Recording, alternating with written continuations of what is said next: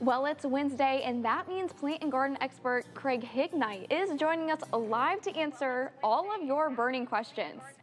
Yes. Good morning, Craig. We're, Good of course, morning. taking all of our questions on the Facebook page, and we're going to I want turn the volume down on our phone so we can make sure we can hear you as well, right? and I want to thank you. Yeah. I'm here. I'm not unloading an entire semi-load of Christmas trees right now. Oh, yeah. Let's answer some Wow. questions. Yeah, that's right. Speaking of which, yeah, we're getting closer to that time, right? First question, when is the best time to plant morning glory seeds outside to start growing? Okay, morning glories are one of those plants that we put in the ground in the spring. And the important thing is that we wait for the weather to warm up a little bit. I would wait until at least Memorial Day. And when you're ready to plant your morning glories, take the seed and a nail file and just barely file that seed coat until you can just see the flesh on the inside of the coat. Soak them overnight in warm water, put them in the ground, they'll jump right up. Wow. All Oh my right. goodness. Another question, when can I move a small lilac bush? Lilac, I would wait until spring on that one. We're getting a little late here. They're not going to be putting out a lot of roots over the next couple of months. But in the spring, you're going to have to sacrifice the plant. You're going to take it down to about a foot above the ground before you move it. Then you're going to move it with as much soil as you can possibly live. Get it out of the ground, back in the ground. Of course, use your root stimulator, and you're off and running for next year. It'll be a couple of years before you see any bloom on it. All right, you were talking about the next season here. This question, my blue hydrangeas hasn't bloomed in 3 or 4 years, more shade now than used to be. Wondering about wintering. I've cut back and have not cut back in the past. It doesn't seem to make a difference. What should I do?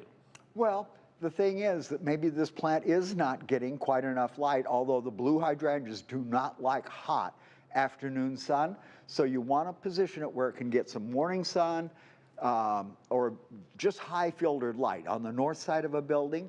Remember, a colored hydrangea, we go ahead and we cut them back about the 3rd week in August. Since you haven't cut back, don't remove anything until next spring, and then just take out the dead wood when you see new growth starting. And we're going to keep our fingers crossed that that promotes some bloom for next year. Oh, and don't get carried away with the fertilizer. This is not a heavy feeding plant. That's very interesting. And so now another question about roses. Is now a good time to trim them, or how much do you trim them? Well, it's a little early. I would actually wait until the ground cools down a little bit more, maybe out around the 1st of December, and then we're going to take them down to about 18 inches above the ground, just say knee high. We're going to mound them up a little bit with just inexpensive hardwood mulch. Then in the spring, when they start to grow, out around Mother's Day, we'll take the mulch away and we'll cut them down to about 10 inches above the ground. So it's a double prune, 18 in the fall, 10 in the spring, a little protection for the winter. All right, this one says, quack grass, local utility work has brought this into my lawn. It's awful. What can I do? Okay, quack grass can be a real problem because it is a perennial.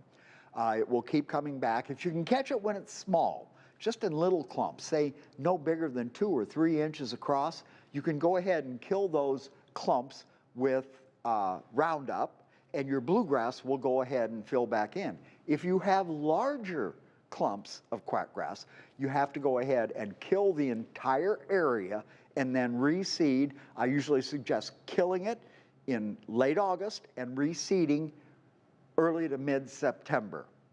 All right, actually, we're going to take a quick break and then come right back. Remember to continue to send us your questions on the WQAD Facebook page, and we're going to try to get to them right after this.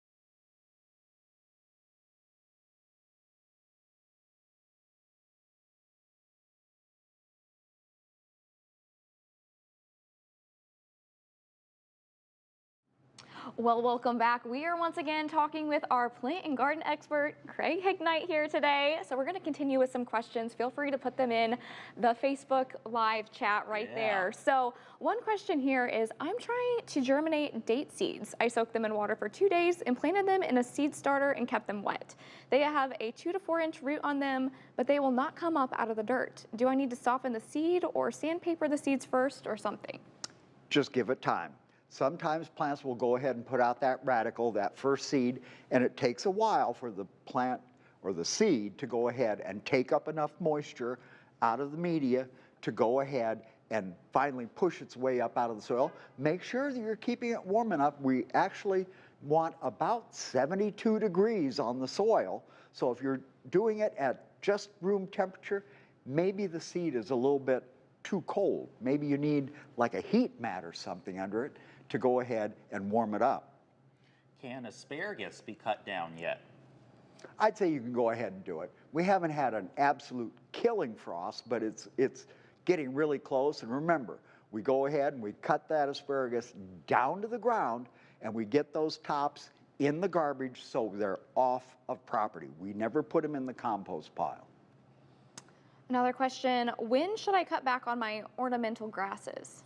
Ornamental grasses, I like to let them stand through the winter. It gives a little interest against all that snow that we're going to have through the winter, but definitely cut them back by about late March in the spring, and you take them down to about 4 inches above the ground.